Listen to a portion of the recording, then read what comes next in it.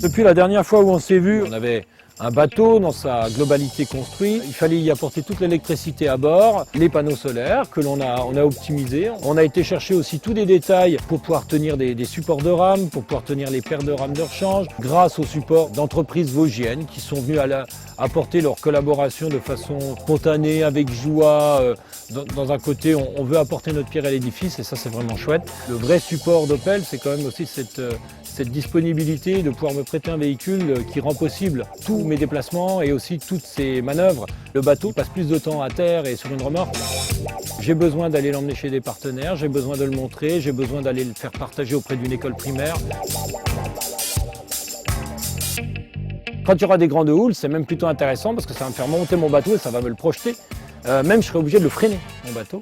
Parce que sinon, il va juste aller s'encastrer sur la vague d'après. Je me suis vite retrouvé à être propulsé au large, à vouloir malgré tout lutter, mais tu ne peux pas lutter.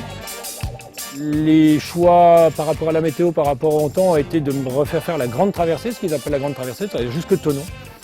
Donc là, j'ai remis 4 heures, ça a fait une belle virée de 40 bornes sur un lac juste parfait, tout était calme. Je me suis retrouvé en plein milieu du lac, tout seul, pas un bruit. Il y avait aussi un côté vraiment agréable.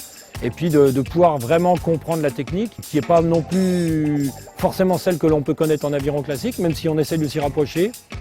Je vais chercher le geste où je vais faire le moins possible pour avoir un maximum de rendement. Je suis un jeune rameur, je n'y comprends pas grand-chose à ce sport. Moi, ça fait 4 mois que je suis sur un skiff. Les conseils aussi des locaux, notamment de Claudie, qui connaît vraiment très bien le lac, mais qui a été entraîneur national aussi en aviron, qui a été capable aussi de m'apporter toutes les compétences techniques en passant quasiment plus d'1 heure et demie sur la fin avec moi.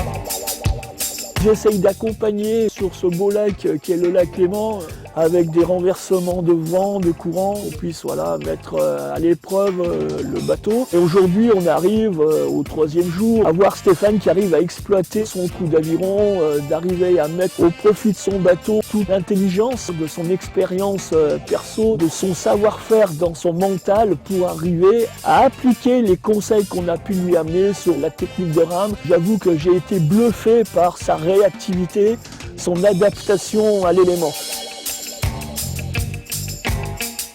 On va faire une visite.